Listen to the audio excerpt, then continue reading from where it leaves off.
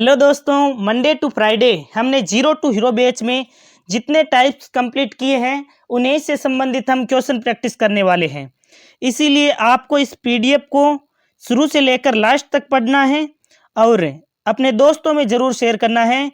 जैसा कि हमारा जो फ्री बैच चल रहा है यूट्यूब पर, मंडे टू फ्राइडे क्लासेज लगती है और सैटरडे को हम प्रैक्टिस करते हैं, संडे को आपको एक्सपेरिमेंट मिलता है। इस प्रकार रेगुलर क्लासेस मिल रही है, इसीलिए आप अपने दोस्तों में शेयर जरूर करें और इस चैनल को सब्सक्राइब जरूर करें। मैं अपनी तरफ से पूरा एफर्ट लगा रहा हूं, जैसे आपको बोला गया है उसी प्रकार क्लासेस प्रोवाइड कर रहा हूं। तो आप भी इस चैनल को पूरा सपोर्ट कीजिए, वीडियो को लाइक और चैनल को सब्सक्राइब कीजिए। आज का पहला क्वेश्चन है, विद्युत आवेश का एसआई मात्रक क्या होता है? तो आवेश का एसआई मात्रक होता है कूलाम। ऑप्शन बी करेक्ट हो जाएगा। ओम किसका मात्रक होता है? तो प्रतिरोध का मात्रक होता है। विद्युत धारा का मात्रक होता है एम्पियर और विभवांतर का मात्रक होता है वोल्ट। ध्यान रखना, इसका राइट आंसर हो जाएगा बी ऑप्शन। विद्युत आवेश का एसआई मात्रक होता है कूलाम। और सीजीएस मात्रक क्या होता है? तो सीजीएस मात्रक होता है स्टेट कूलाम या फ्रैंकलिन होता है। एक कूलाम बराबर कितने ईएसयू होते हैं? तो 3 × 10⁻⁹ ईएसयू होते हैं। ये सब हमने अच्छी तरीके से पढ़ लिया है। दूसरा क्वेश्चन है, एक कूलाम आवेश में इलेक्ट्रॉनों की संख्या लगभग होती है। तो हमने क्वांटीकरण नियम पढ़ा है, Q बराबर क्या होता है? Ne प्लस माइनस Ne इस प्रकार होता है। N इलेक्ट्रॉनों की संख्या, E एक इलेक्ट्रॉन पर आवेश और Q है आवेश का मान। तो इसने पूछा है इलेक्ट्रॉनों की संख्या, N बराबर क्या हो जाएगा? Q/E। Q का मान कितना है? 1 कूलाम। 1/E का मान कितना है? तो 1.6 × 10⁻⁻19। जब भाग लगाओगे तब आएगा 6.25 × 10⁻18। तो इलेक्ट्रॉनों की संख्या कितनी होती है? एक कूलाम आवेश में इलेक्ट्रॉनों की संख्या होती है 6.25 × 10⁻18। ए ऑप्शन करेक्ट हो जाएगा। इसी प्रकार अगला क्वेश्चन है क्वेश्चन नंबर 3। एक से बेहतर एक क्वेश्चन है, हमने कूलाम के नियम तक कंप्लीट कर लिया है, तो उतने क्वेश्चंस हम कंप्लीट कर लेते हैं। आवेश संरक्षण का नियम किसने दिया? तो ऑप्शन सी करेक्ट हो जाएगा, बेंजामिन फ्रैंकलिन ने दिया है। आवेश संरक्षण का नियम किसने दिया है? बेंजामिन फ्रैंकलिन ने दिया है। आवेश संरक्षण का नियम होता क्या है? तो आवेश का निर्माण अथवा विनाश संभव नहीं है, इसे केवल एक वस्तु से दूसरी वस्तु में स्थानांतरित किया जा सकता है। इसी प्रकार वस्तु की गति से स्वतंत्रता का नियम पढ़ा था, विराम में आवेश जितना है उतना ही वस्तु गतिशील है तब आवेश होगा। ये होता है वस्तु की गति से स्वतंत्रता। इसी प्रकार आवेश का क्वांटीकरण नियम पढ़ा था, Q बराबर Ne। तो आवेशों के गुणधर्म आपको अच्छी तरीके से पता होने चाहिए। अगला क्वेश्चन है क्वेश्चन नंबर 4। समान प्रकार के आवेशों में होता है क्या होता है? तो समान आवेश प्रतिकर्षित करते हैं। असमान आवेशों में क्या होता है? तो इनमें होता है आकर्षण। असमान आवेशों में क्या होता है? आकर्षण। और समान आवेश प्लस प्लस हो या माइनस माइनस हो, इनमें क्या होता है? तो इनमें होता है प्रतिकर्षण। ऑप्शन बी करेक्ट हो जाएगा इसका। अगला क्वेश्चन है क्वेश्चन नंबर 5। ये बैच आपको अच्छा लग रहा हो और मेहनत पसंद आ रही हो ना, तो आप जरूर चैनल को सब्सक्राइब करें। संडे को आपको एक अच्छा सा एक्सपेरिमेंट भी मिलने वाला है। असमान प्रकार के आवेशों में क्या होता है? तो आकर्षण होता है। अगला क्वेश्चन है क्वेश्चन नंबर 6। कूलाम नियतांक K का मान क्या होता है? तो हमने कूलाम का नियम पढ़ा था, F = क्या होता है? K/Q1Q2/R²। ध्यान रखना, दूरी के वर्ग के व्युत्क्रमानुपाती होता है, आवेश के परिमाण के गुणनफल के सीधे समानुपाती होता है। यहाँ K नियतांक होता है जिसका मान होता है 9 × 10⁹ न्यूटन मीटर स्क्वायर प्रति कूलाम स्क्वायर, यानी ए ऑप्शन करेक्ट हो जाएगा। अगला क्वेश्चन है क्वेश्चन नंबर 7। दो आवेशों के बीच की दूरी दोगुनी करने पर बल क्या होगा? तो कूलाम का नियम F = क्या होता है? K/Q1Q2/R²।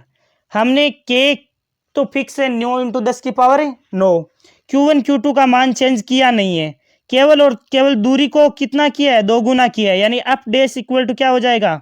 K/Q1Q2/R² है, इसके स्थान पर दोगुना किया है, इसका मतलब है कि 2R कर देना है। यहाँ पर 2R का स्क्वायर होता है 4R²। अब आप ध्यान से देखोगे तो इतना पार्ट क्या है, ये पहले जो एफ था वही एफ हो जाएगा, यानी कि एफ बाई 4 हो जाएगा। एफ बाई 4 का मतलब है दो आवेशों के बीच की दूरी दोगुनी करने पर बल है वो चौथाई हो जाएगा। ऑप्शन सी करेक्ट हो जाएगा, ऑप्शन सी करेक्ट हो जाएगा। अगला क्वेश्चन है क्वेश्चन नंबर 8। यदि Q1 और Q2 दोनों दोगुने करने पर बल क्या होगा? तो बिल्कुल आसान है, कूलाम का नियम F इक्वल टू के Q1 Q2 बटा आर स्क्वायर। Q1 और Q2 दोनों को ही दोगुना कर दिया, यानी कि इसको भी दोगुना कर दिया और इसको भी दोगुना कर दिया, तो 2 इंटू 2 कितना हो जाएगा? 4 गुणा हो जाएगा। ऑप्शन बी करेक्ट हो जाएगा। एक एक क्वेश्चन को इसी प्रकार उड़ाने के लिए आप हमारे बैच को शुरू से लेकर और लास्ट तक देखिए, बिल्कुल भी फीस चार्ज नहीं की जा रही है, बिल्कुल फ्री ऑफ कॉस्ट और डिटेल बैच प्रोवाइड किया जा रहा है। तो आपको पूरा आनंद लेना है इस बैच का और अपने दोस्तों में शेयर जरूर करना है और वीडियो को लाइक और चैनल को सब्सक्राइब जरूर करना है, क्योंकि हमारे चैनल को बढ़ाने के लिए आप ही सपोर्ट करोगे और आप इस चैनल को नेक्स्ट लेवल तक लेकर जाओगे। अगला क्वेश्चन नंबर 9 है, माध्यम में कूलाम का नियम किस पर निर्भर करता है? तो ये करता है एप्सिलॉन पर निर्भर करता है, परमिटिविटी यानी कि विद्युतशीलता पर। ऑप्शन सी करेक्ट हो जाएगा। अगला क्वेश्चन है क्वेश्चन नंबर 10।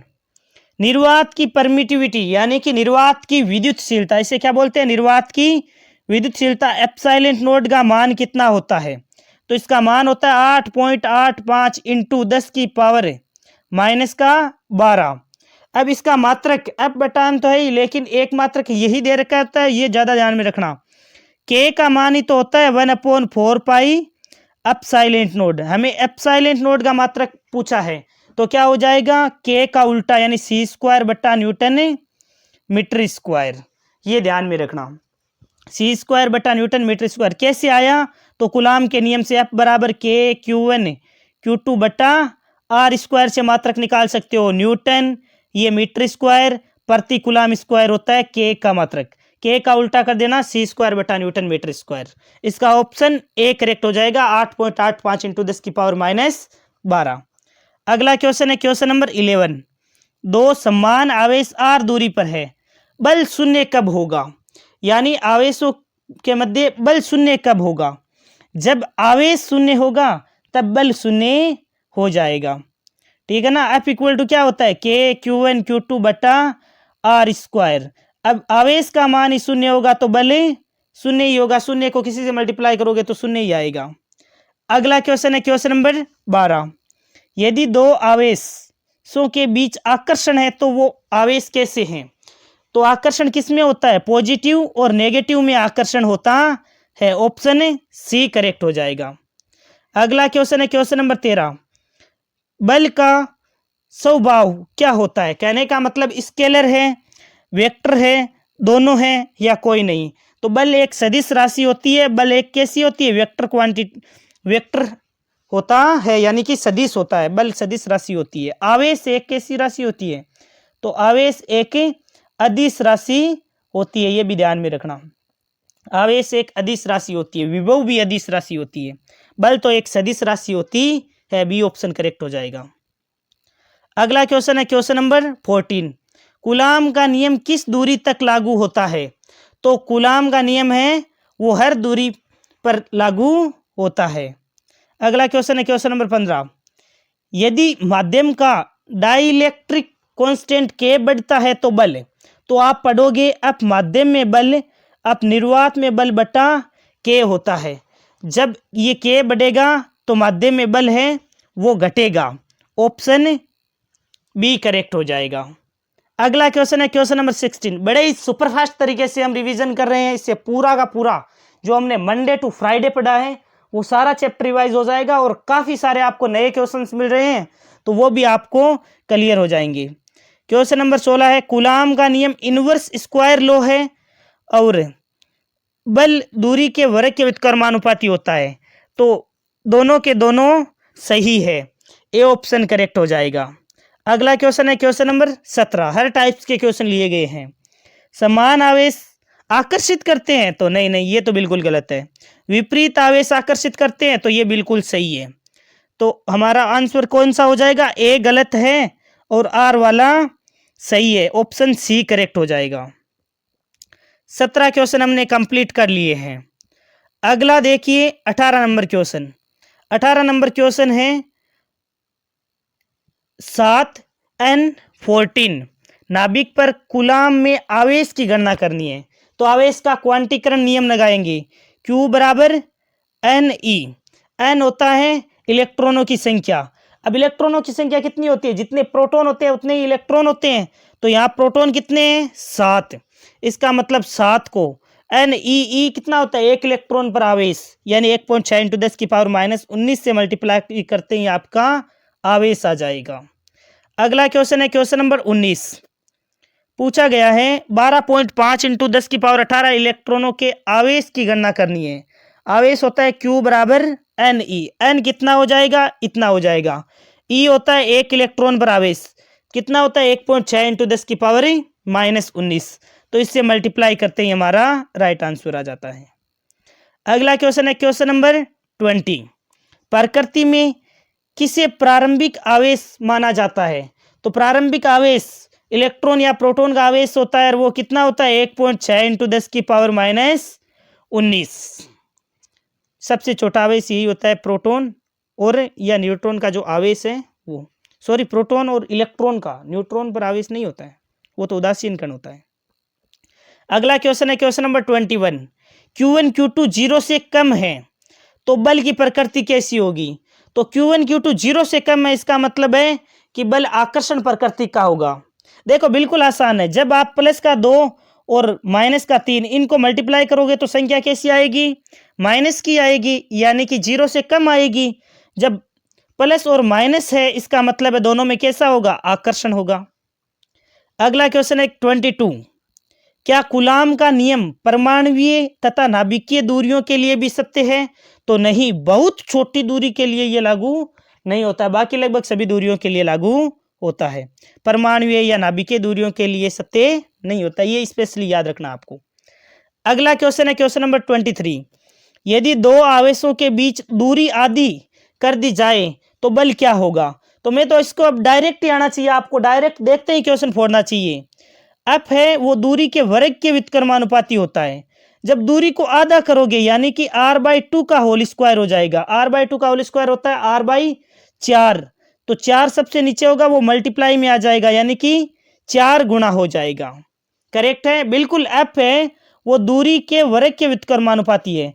अब दूरी को आधा ही तो किया है, तो आधा करोगे तो उसका वर्ग करोगे तो 1/4 हो जाएगा, 1/4 होगा, 4 सबसे ऊपर जाता है तो 4 गुना हो जाएगा।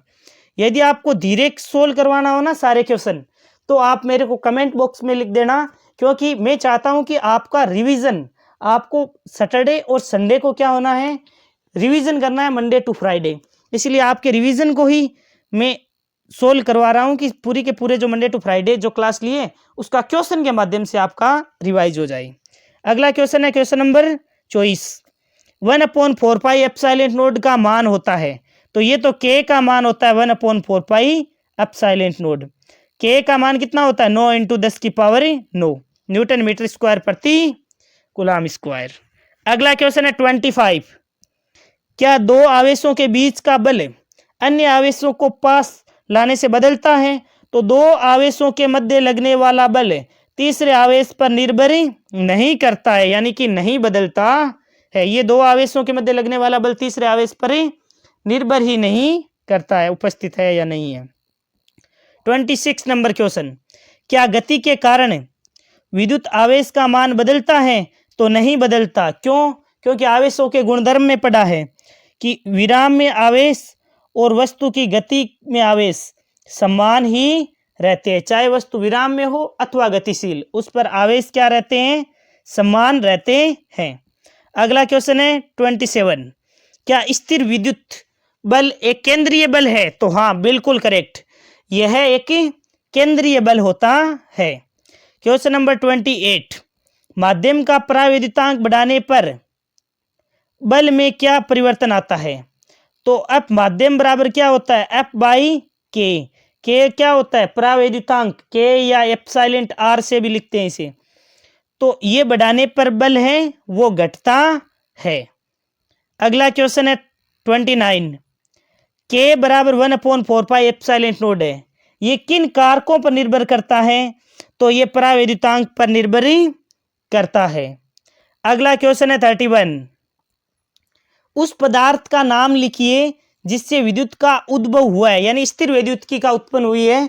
तो एम्बर, क्योंकि हमने पढ़ा था ना, थेल्स ने क्या किया था, एम्बर को ऊन से रगड़ा था, तब वो आकर्षित होने लग गई थी। तो एम्बर से आविष्कार हुआ था। अगला क्वेश्चन है 32, स्थिर विद्युत से क्या तात्पर्य है?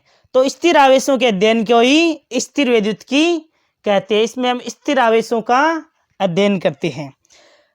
ये 32 क्वेश्चन हमने बड़े ही सुपर फास्ट तरीके से सोल्व किए हैं, आपका बिल्कुल भी टाइम वेस्ट भी नहीं हुआ है। अब आप बाकी के बाकी पार्ट को रिवाइज कर सकते हो, इसलिए आपको अच्छी तरीके से रिवाइज करना और चैनल को पूरा सपोर्ट करना है। यदि आप चैनल को पूरा सपोर्ट करते रहोगे, अपने दोस्तों से सब्सक्राइब करवाते रहोगे ना, तो आपको इसी प्रकार का टॉप कंटेंट प्रोवाइड करता रहूंगा मैं। Thank you very much, for a nice day to all of you. Thank you प्यारे बच्चों।